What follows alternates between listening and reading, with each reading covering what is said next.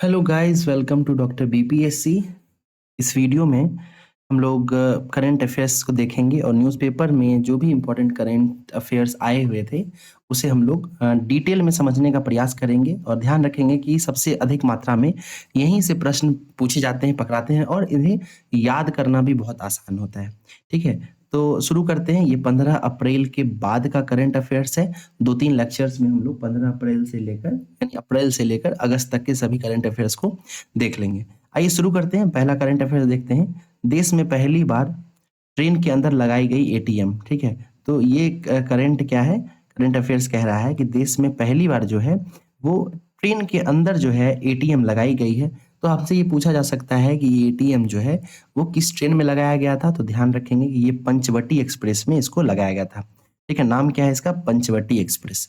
ठीक है, पंचवटी एक्सप्रेस में जो है देश का पहला एटीएम लगाया गया है।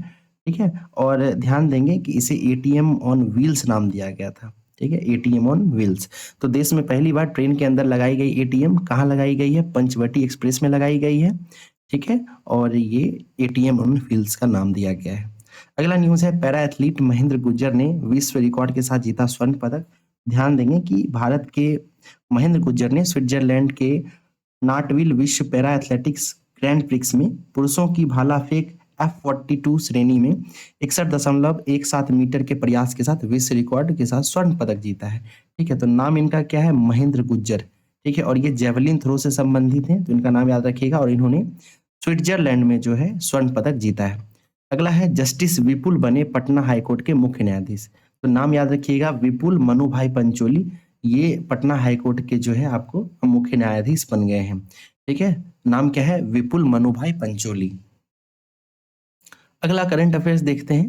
नेक्स्ट है, इलाहाबाद हाईकोर्ट को मिले 6 नए न्यायाधीश। तो ये हमारे लिए उतना इंपॉर्टेंट नहीं है। ये यूपीपीएससी यानी उत्तर प्रदेश कमीशन से संबंधित अगर कोई एग्जाम दे रहे होंगे तो उनके लिए ये काफी इंपॉर्टेंट हो जाता है। हमें बिहार के परिप्रेक्ष्य में देखना है। ये 71st बीपीएससी के लिए करंट अफेयर्स चलाया जा रहा है।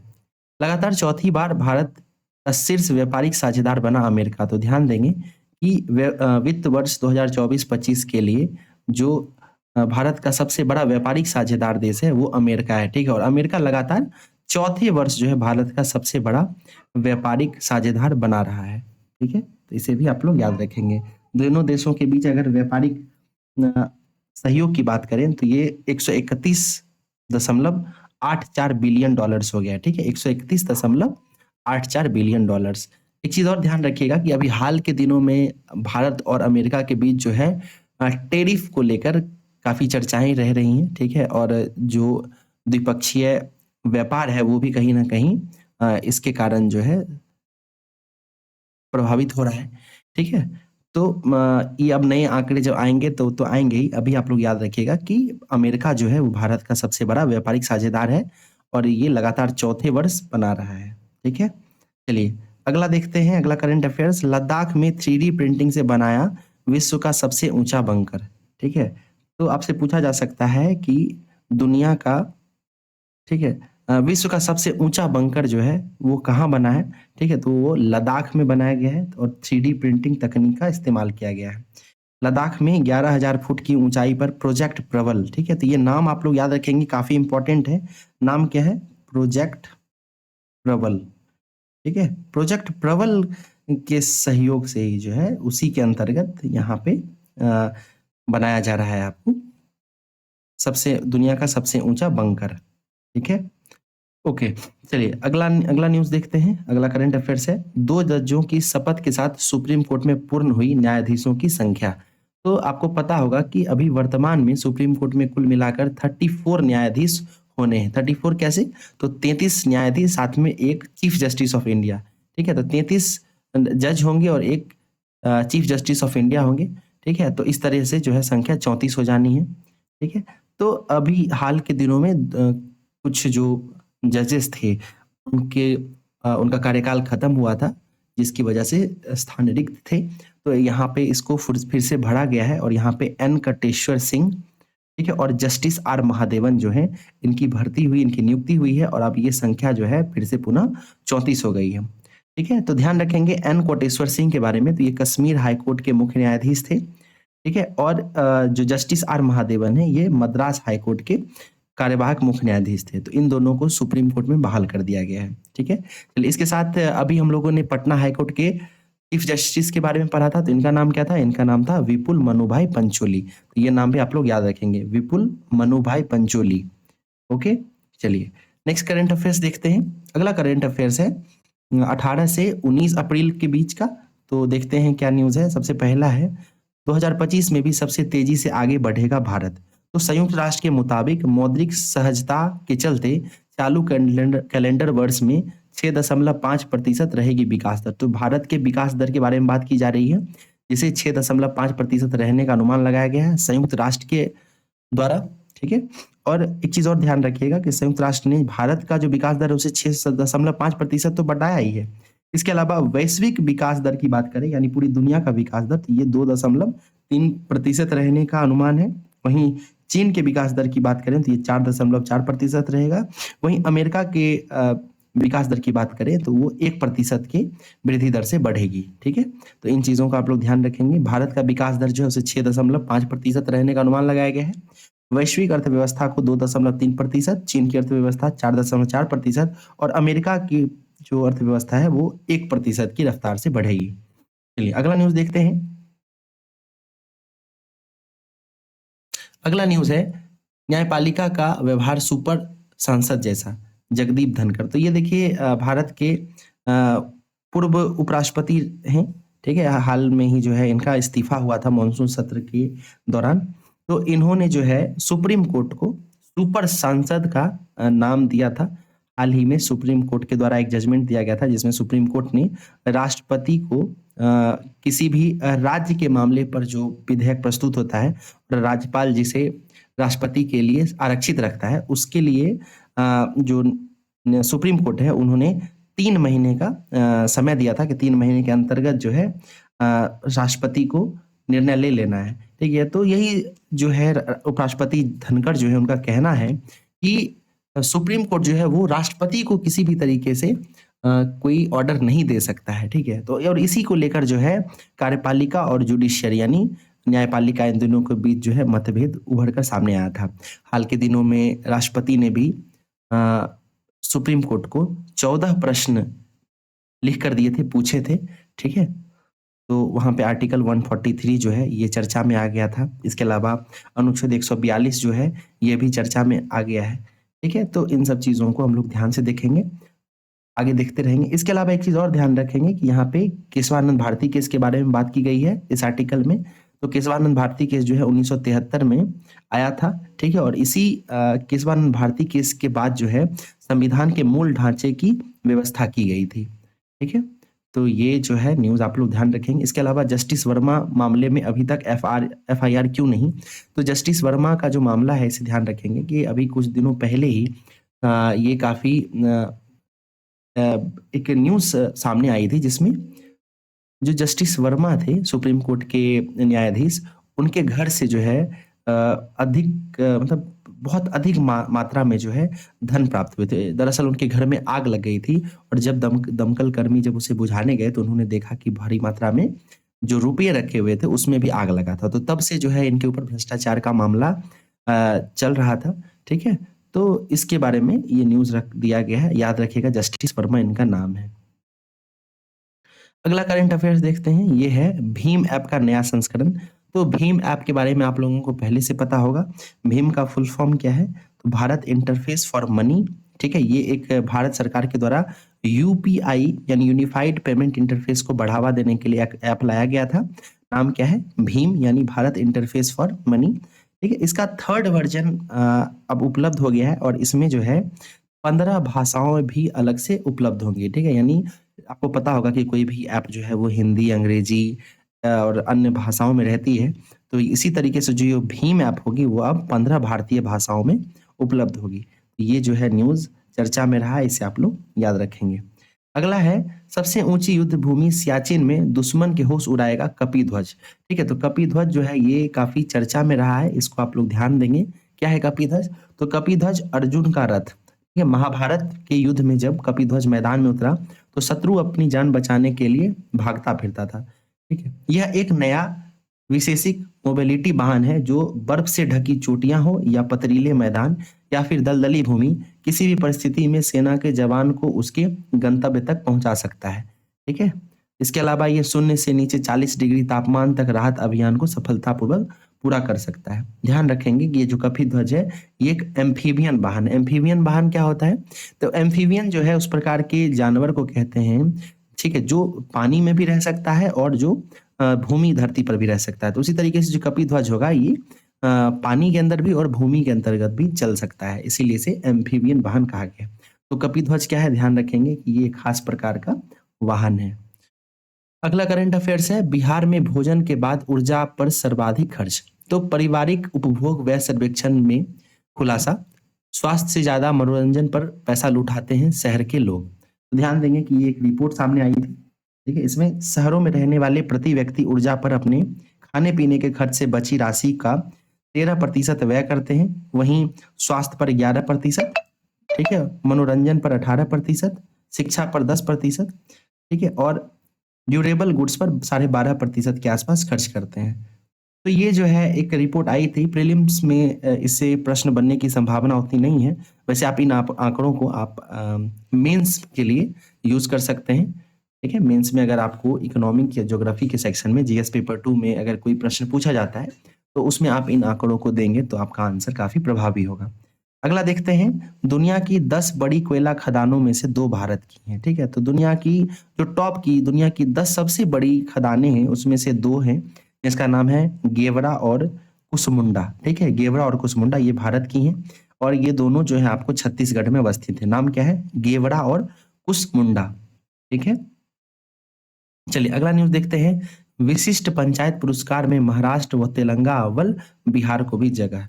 तो ध्यान देंगे ये काफी इंपॉर्टेंट न्यूज है, बीपीएससी के परिप्रेक्ष्य से तो और ज्यादा इंपॉर्टेंट है, क्योंकि इस साल का जो पंचायती राज दिवस है वो बिहार में आयोजित किया गया था, ठीक है। तो इसको हम लोग देखते हैं।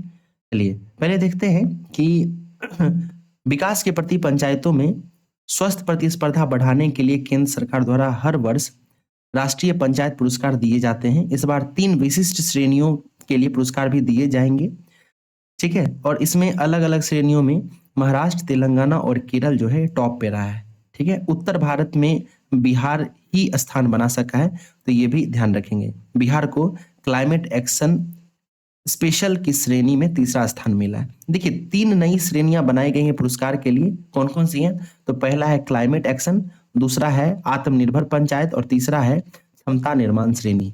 तो बिहार जो है उसको क्लाइमेट एक्शन के जो श्रेणी है उसमें तीसरा पुरस्कार मिला है। इसके अलावा कुछ चीजें और ध्यान रखेंगे, जैसे 24 अप्रैल को राष्ट्रीय पंचायत दिवस मनाया जाता है, ठीक है। 24 अप्रैल को राष्ट्रीय पंचायत दिवस मनाया जाता है। इस बार 24 अप्रैल के दिन जो है बिहार में आयोजित समारोह में प्रधानमंत्री नरेंद्र मोदी विजेताओं को पुरस्कृत करेंगे। इस वर्ष का राष्ट्रीय पंचायती राज दिवस बिहार के मधुबनी जिले में स्थित लोहना उत्तर ग्राम पंचायत में आयोजित किया जाएगा, ठीक है। तो ये नाम जरूर याद रखिएगा, मधुबनी जिला के अंतर्गत लोहना उत्तर ग्राम पंचायत, ठीक है। तो मधुबनी जिला में वर्ष 2025 का राष्ट्रीय पंचायती राज दिवस आयोजित किया जाएगा। इसमें मुख्य अतिथि प्रधानमंत्री मोदी होंगे, ठीक है। तो इसे आप लोग ध्यान रखेंगे। आगे चलते हैं, इसरो अंतरिक्ष में भेजेगा 8 पैरों वाला भालू। ये न्यूज क्या है? तो भारतीय अंतरिक्ष अनुसंधान संगठन जो है इसरो, वो 8 पैरों वाला भालू, यानी देखिए एक जानवर है जिसे टार्डिग्रेडस का नाम दिया जाता है, ठीक है, टार्डिग्रेडस। इसे 8 पैरों वाला भालू भी कहा जाता है। इसे एक्सियोम 4 मिशन के तहत अंतरिक्ष में भेजा जाएगा और फिर यहाँ पे रिसर्च किया जाएगा, ठीक है। आपको पता होगा कि इस बार एक्सियोम 4 मिशन के तहत जो है भारत के अंतरिक्ष यात्री शुभांशु शुक्ला जो है वो अंतर्राष्ट्रीय अंतरिक्ष स्टेशन पर गए थे, इंटरनेशनल स्पेस स्टेशन पे, ठीक है, और एक्सियोम 4 मिशन के तहत गए थे। तो उनके साथ ही जो है ये जानवर है टार्डिग्रेडस, जिसे भालू कहा जाता है, ठीक है, वाटर बियर, उसे भी भेजने की बात चल रही थी या भेजी गई थी। इसका नाम दिया गया है वाइजर, ठीक है, वाइजर। क्या है वाटर बियर? तो इसके समझ लेते हैं। टार्डिग्रेडस को वाटर बियर या मॉस पिगलेट के नाम से भी जाना जाता है। पानी में रहने वाला यह छोटा 8 पैरों वाला सूक्ष्म जीव है जो किसी भी हालत में जिंदा रह सकता है। इसकी लंबाई 0.3 से 0.5 मिलीमीटर तक होती है। इन्हें देखने के लिए माइक्रोस्कोप की ज़रूरत होती है। तो इसको जो है अंतरिक्ष में भेजा गया है, ठीक है? क्यों? क्यों भेजा गया है? तो ये इससे क्या होगा कि वैज्ञानिक जो है कुछ शोध कर पाएँगे और शोध करेंगे तो उससे आगे की जो अंतरिक्ष यात्राएँ होंगी या अंतरिक्ष में जो संभावनाएँ हैं उसको तलाशा जा सकेगा। चलिए अगला है प्रतिभा, तेवर और तकनीक के जुड़ाव में बदलेगा भारत का भविष्य। तो ये कौन कहे हैं? नरेंद्र मोदी। कहाँ पे कहे हैं? पहले इनोवेशन सम्मेलन जिसका नाम युग्म दिया गया है, ठीक है? पहला इनोवेशन सम्मेलन युग्म कहाँ पे हुआ है? ये नई दिल्ली में हुआ है। भारत मंडपम में नवाचार सम्मेलन हुआ है जिसका नाम दिया गया है युग्म, ठीक है? नवाचार सम्मेलन मतलब इनोवेशन सम्मेलन। नाम क्या है? युग्म। कब आयोजित किया गया था? 29 अप्रैल 2025 को। 29 अप्रैल 2025 को युग्म नाम का जो है इनोवेशन सम्मेलन दिया गया था। देखिए ये क्यों खास है? इसलिए खास है क्योंकि ये अपने प्रकार का पहला है। इससे पहले हम लोगों ने वेब्स के बारे में देखा था, ठीक है? वेब्स नाम का भी एक सम्मेलन आयोजित किया गया था, ठीक है? ये मुंबई में हुआ था, तो उसे भी हम लोग ज़रूर याद रखेंगे। चलिए, अगला करंट अफेयर्स देखते हैं। अगला है, तेज़ी से गायब हो रहे हैं जंगल। अब देखिए ये जो आंकड़े दिए गए हैं, ये आपको मेंस के पर्पज़ से काफ़ी इम्पोर्टेंट हो जाएँगे, ठीक है? तो आप मेंस में जो है इन आंकड़ों को अगर अपने आंसर में डालते हैं तो काफ़ी प्रभावी होगा, ठीक है? तो इसे हम लोग बाद में देखेंगे। अभी हम लोग प्रीलिम्स के पॉइंट ऑफ व्यू से जो भी इम्पोर्टेंट करंट अफेयर्स हैं, उसे देखते हैं। अगला करंट अफेयर्स है अगला करंट अफेयर्स देखते हैं। ये देखिए काफ़ी इम्पोर्टेंट है। त्रिनिदाद और टोबैगो की पूर्व पीएम कमला विसेसर की सत्ता में वापसी। तो देखिए त्रिनिदाद और टोबैगो नाम का एक देश है। वहाँ पे कमला प्रसाद विसेसर नाम की एक स्त्री हैं, ठीक है? वो पूर्व में प्रधानमंत्री रह चुकी थी और उनकी पार्टी जो है फिर से चुनाव जीती है और वो फिर से प्रधानमंत्री बन गई हैं, ठीक है? और ध्यान देंगे कि ये आपको भारत की जो मतलब भारतीय मूल की हैं, ठीक है? और उनका जो है प्रधानमंत्री के पद पर फिर से वापसी हुई है। प्रधानमंत्री नरेंद्र मोदी ने जो है इनको जीत की बधाई दी थी और साथ मिलकर काम करने की इच्छा शक्ति भी ज़ाहिर की थी। ठीक है? तो इसका आप लोग ज़रूर याद रखिएगा। अगला करंट अफेयर देखते हैं। प्लास्टिक कचरे में भारत की हिस्सेदारी सिर्फ 3.54% है। तो एक शोध पत्र के अनुसार 2022 में दुनिया में करीब 26.8 करोड़ टन प्लास्टिक कचरा पैदा हुआ। वैश्विक आबादी आबादी का 17% से अधिक हिस्सा होने के बावजूद भारत की प्लास्टिक कचरे में भारत की हिस्सेदारी सिर्फ 3.54% है। चीन सबसे अधिक कचरा यानी 8 करोड़ 15 लाख टन पैदा करता है। अमेरिका लगभग 4 करोड़, यूरोपीय संघ लगभग 3 करोड़ और भारत मात्र 95 लाख कचरा ही जो है वो उत्पादित करता है। ठीक है? तो मात्र 3.54% हिस्सेदारी है। चीन सबसे ज़्यादा कचरा फैलाता है, प्लास्टिक प्रदूषण सबसे ज़्यादा चीन के द्वारा किया जाता है, तो ये भी आप लोग याद रखेंगे। अगला करंट अफेयर देखते हैं। प्रति 10 लाख लोगों पर सिर्फ 15 जज इसलिए मिलती है तारीख पर तारीख। तो देखिए ये काफ़ी इम्पोर्टेंट एक आंकड़ा है। इसे भी मेंस पर्पज़ से आप ज़्यादा अच्छे से यूज़ कर सकते हैं। तो इसमें पता चला है कि प्रति 10 लाख लोगों पर जो है भारत में मात्र 15 जज हैं। ठीक है? तो जुडिशियरी से संबंधित जो पॉलिटी जो होगा सेक्शन 2 जो होगा जीएस पेपर का सेक्शन 2 जीएस 2 का पेपर 1 जो पॉलिटी वाला होता है उसमें आप इन आंकड़ों को इस्तेमाल कर सकते हैं। ठीक है? अगर आपको जुडिशियरी की कमज़ोरियाँ या उसकी क्या ख़ामियाँ हैं, क्या सुधार किए जा सकते हैं, इन सब के बारे में अगर बात करना हो तो ये चीज़ें आप कोट कोट कर सकते हैं। ठीक है? तो इसे हम लोग मेंस वाले जो करंट अफेयर्स सीरीज़ आएगी उसमें देखेंगे। अभी हम लोग प्रीलिम्स पे फ़ोकस करते हैं। अगला है देखिए क्या इम्पोर्टेंट न्यूज़ है ये। नासा ने रोका अपना मून रोवर मिशन, ठीक है? तो नासा ने जो है अपना मून रोवर मिशन को रद्द कर दिया है। इसका नाम था वाइपर, ठीक है? वाइपर का फुल फॉर्म था वाष्पिल ध्रुवीय अन्वेषण रोवर, ठीक है? पहले यह मिशन 2023 में लॉन्च होने वाला था, लेकिन इसे बढ़ाकर 2024 कर दिया गया था, फिर 2025 भी किया गया, लेकिन अभी फिर से जो है इसे मिशन को रोक दिया गया है। तो याद रखिएगा मिशन का नाम क्या था? वाइपर नाम था। चलिए आगे देखते हैं। पृथ्वी दिवस के बारे में बात की गई है। 22 अप्रैल को प्रतिवर्ष जो हम लोग पृथ्वी दिवस मनाते हैं, ठीक है? तो उसी से संबंधित जो है कुछ आंकड़े दिए गए थे। अगला है इंग्लैंड ने टेस्ट में सबसे तेज अर्धशतक बनाया। तो ये रिकॉर्ड देखिए क्या है। तो इंग्लैंड और वेस्ट इंडीज के मध्य जो है क्रिकेट मैच आयोजित किया गया था। उसमें इंग्लैंड की टीम ने मात्र 4.2 ओवर में 50 रन का आंकड़ा पार कर लिया था, ठीक है? तो ये अब तक का सबसे तेज 50 रन बनाया गया था टेस्ट क्रिकेट में, यही एक आंकड़ा है, तो इसे दिया गया है। चलिए अगला देखते हैं, स्वच्छ ऊर्जा की दिशा में कदम, ठीक है? तो इसको देख लेते हैं एक बार, न्यूज़ क्या है? तो भारत ने 62 अन्य देशों के साथ मिलकर अंतर्राष्ट्रीय समुद्री संगठन द्वारा प्रस्तावित वैश्विक कार्बन कर के पक्ष में मतदान कर रहा है। पर्यावरणीय उत्तरदायित्व को लेकर गंभीर है। कार्बन कर खनिज ईंधनों जैसे कोयले, पेट्रोलियम और प्राकृतिक गैस की कार्बन सामग्री पर लगाया जाने वाला पर्यावरणीय कर है। भारत विश्व का तीसरा सबसे बड़ा कार्बन डाइऑक्साइड उत्सर्जक देश है, तो ये भी आंकड़ा आप लोग याद रखेंगे। भारत विश्व का तीसरा सबसे बड़ा कार्बन डाइऑक्साइड उत्सर्जक देश है। इसका वैश्विक ग्रीन हाउस गैस उत्सर्जन में लगभग 7% योगदान है, ठीक है? तो वैश्विक स्तर पर तीसरा स्थान है, लेकिन ये 7% कार्बन डाइऑक्साइड का उत्सर्जन करता है, ठीक है? उसके अलावा भारत सरकार ऊर्जा संरक्षण भवन संहिता तथा राष्ट्रीय सौर अभियान जैसे कार्यक्रमों के माध्यम से ऊर्जा दक्षता और अक्षय ऊर्जा को बढ़ावा दे रही है। ओके, चलिए नेक्स्ट इंपॉर्टेंट न्यूज़ है आकाश तीर के बारे में। ये अभी बीपीएससी का जो एग्जाम हुआ था, ये उसमें पूछा भी गया था आकाश तीर के बारे में, तो ध्यान रखिएगा कि आकाश तीर प्रणाली जो है वो अचूक तरीके से दुश्मन के विमानों, ड्रोनों और मिसाइलों का पता लगाता है, ट्रैक करता है और उसे मार गिराता है। उसकी पूरी दुनिया मुरीद होने लगी है। रक्षा अनुसंधान और विकास संगठन डीआरडीओ के प्रमुख समीर वी कामत को यकीन है कि स्वदेश में विकसित, यानी ये देखिए स्वदेशी है, ये भी याद रखिएगा, स्वदेश में विकसित आकाश तीर वायु रक्षा प्रणाली की सफलता से अंतर्राष्ट्रीय स्तर पर इसे लेकर रुचि बढ़ेगी। ध्यान दीजिएगा कि आकाश तीर जो है उसे डीआरडीओ के अलावा भारत इलेक्ट्रॉनिक्स लिमिटेड बीईएल के द्वारा विकसित किया गया है, ठीक है? डीआरडीओ और बीईएल। अगला न्यूज़ है, हीट एक्शन प्लान लागू करने वाला पहला राज्य बना दिल्ली। तो देखिए क्या हुआ है कि देश के 23 राज्य जो हैं वो हीट एक्शन प्लान बनाए हैं, ठीक है? मतलब वहाँ पे प्लान तो तैयार किया गया है, लेकिन इसको लागू करना यानी क्रियान्वित करने वाला पहला राज्य दिल्ली बन गया है, ठीक है? तो ये काफ़ी इंपॉर्टेंट है। दिल्ली के मुख्यमंत्री की जहाँ तक बात करें तो इनका नाम है रेखा शर्मा, ठीक है? सॉरी, रेखा गुप्ता। तो रेखा गुप्ता जो है उन्होंने जारी किया है दिल्ली सरकार का हीट एक्शन प्लान। ओके, आगे चलते हैं। अगला करंट अफेयर्स है, आर्थिक प्रदर्शन में महाराष्ट्र, गुजरात और कर्नाटक सबसे आगे।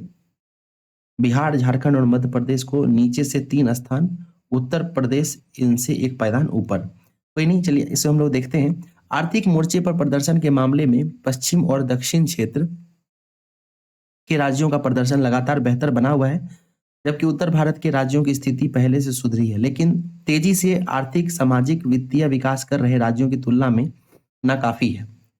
केयर एज रेटिंग एजेंसी, ठीक है, केयर एज रेटिंग एजेंसी की तरफ से मंगलवार को जारी रिपोर्ट बताती है, इन मापदंडों का महाराष्ट्र, गुजरात और कर्नाटक का प्रदर्शन सबसे अच्छा रहा है, जबकि इस रिपोर्ट में बिहार, झारखंड और मध्य प्रदेश नीचे से तीसरे स्थान पर है, और वहीं उत्तर प्रदेश जो है ये नीचे चौथे स्थान पर होगा, नीचे से चौथे स्थान पर, ठीक है? तो ध्यान रखिएगा, टॉप पे महाराष्ट्र, गुजरात और कर्नाटक है, ठीक है, और सबसे नीचे बिहार है। चलिए अगला देखते हैं, जैव विविधता बढ़ाने के लिए गंगा में छोड़े गए दुर्लभ कछुए। तो कछुआ का नाम याद रखिएगा, कछुआ गंगा में जो है red crown roofed turtle, red crown roofed turtle को गंगा नदी में छोड़ा गया है, ठीक है? ये विलुप्ति के करीब पहुंच चुका है कछुआ, ठीक है? तो इसे गंगा नदी में छोड़ा गया है। नाम क्या है? Red crown roofed turtle. Bihar में गंगा नदी की लंबाई की बात करेंगे तो 445 किलोमीटर है।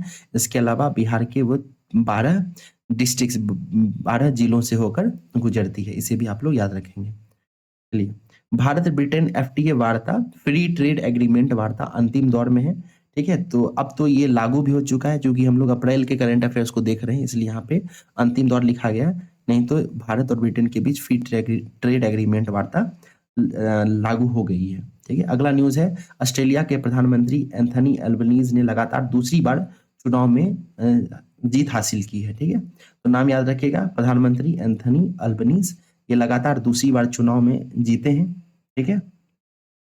तो इसे आप लोग जरूर याद रखेंगे। एक चीज और याद रखिएगा, ये लेबर पार्टी से जुड़े हुए हैं, ठीक है?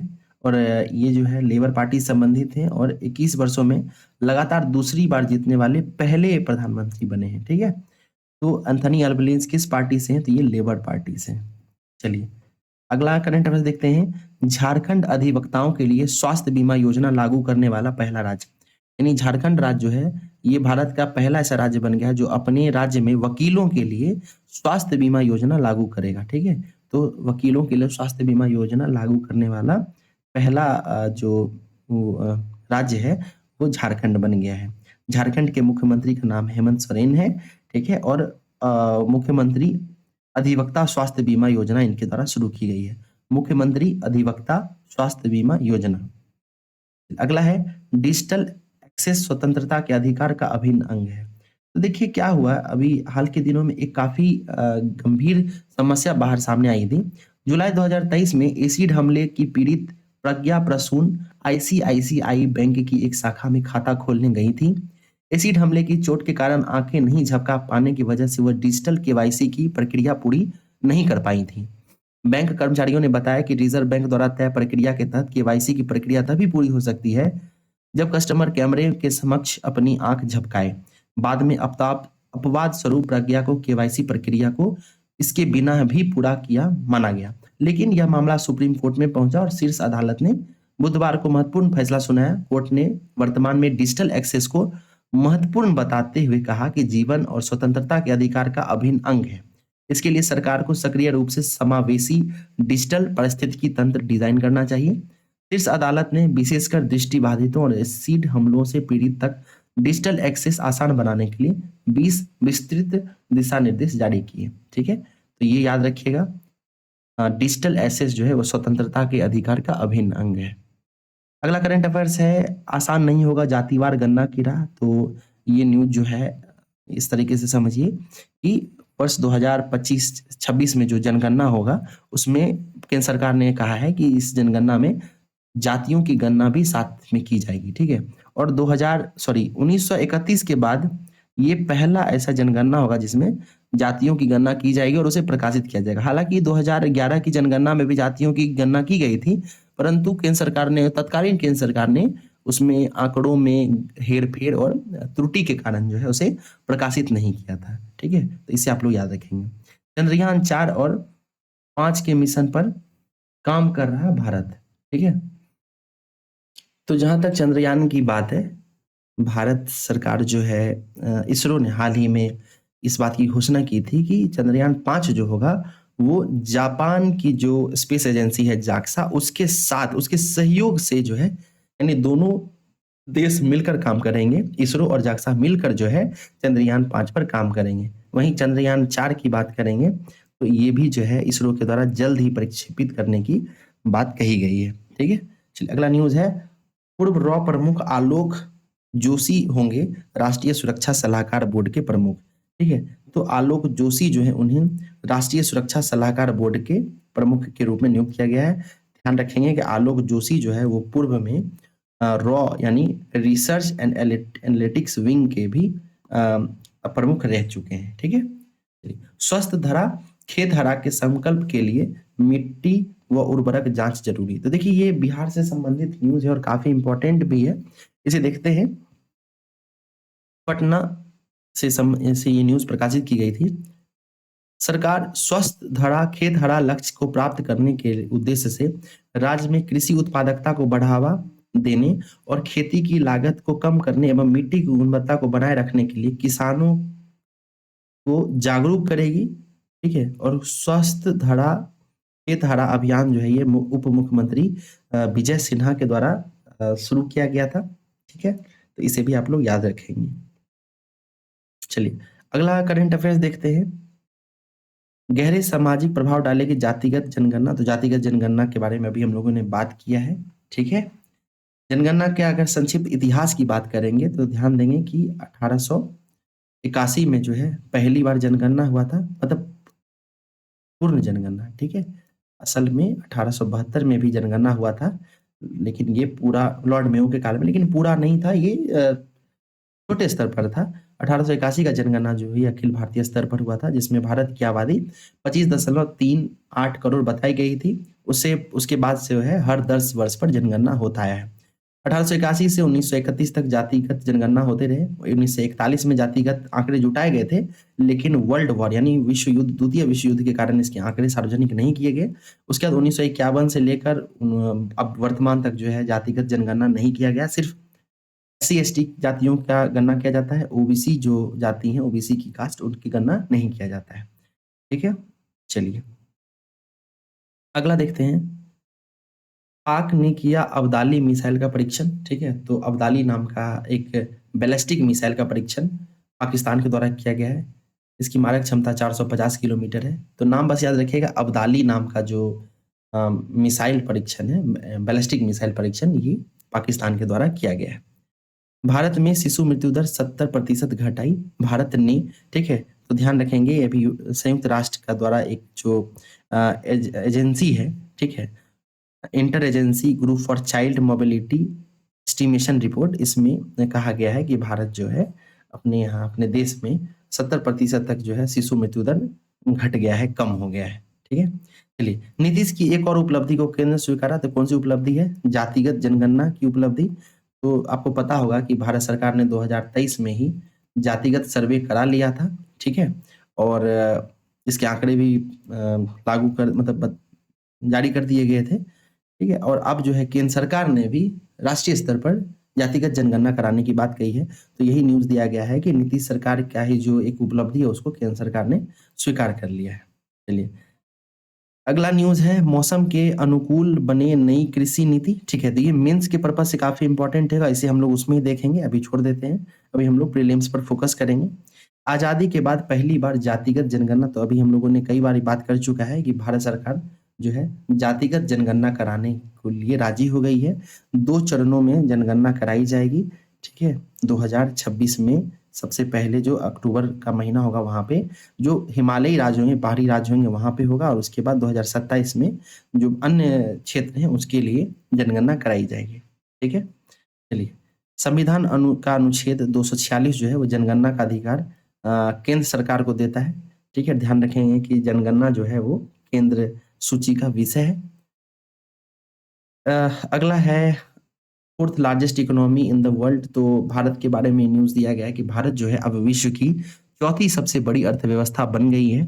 ठीक है? और भारत की जहाँ तक बात करें तो 4.187 ट्रिलियन डॉलर्स की इकोनॉमी बन गई है। भारत सरकार या नरेंद्र मोदी की बात करें, प्रधानमंत्री मोदी, तो उनकी कह सकते हैं महत्वाकांक्षी योजना है कि भारत को 5 ट्रिलियन की इकोनॉमी बनाना है 2030 तक। तो भारत धीरे-धीरे जो है स्वतः आगे बढ़ रहा है। भारत ने जापान को जो है पीछे छोड़ते हुए चौथा स्थान प्राप्त कर लिया है।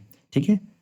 चलिए, अगला है अगला न्यूज़ हम लोग 6 मई से आगे देखेंगे, नेक्स्ट वीडियो में देखते हैं। अभी हम लोगों ने 15 अप्रैल से लेकर 5 मई तक के करंट अफेयर्स को देख लिया है। ठीक है? इस वीडियो को अगर आपको अच्छा लग रहा है तो उसे आप लाइक करें, सब्सक्राइब करें। ठीक है? नेक्स्ट वीडियो में मिलते हैं, तब तक के लिए धन्यवाद।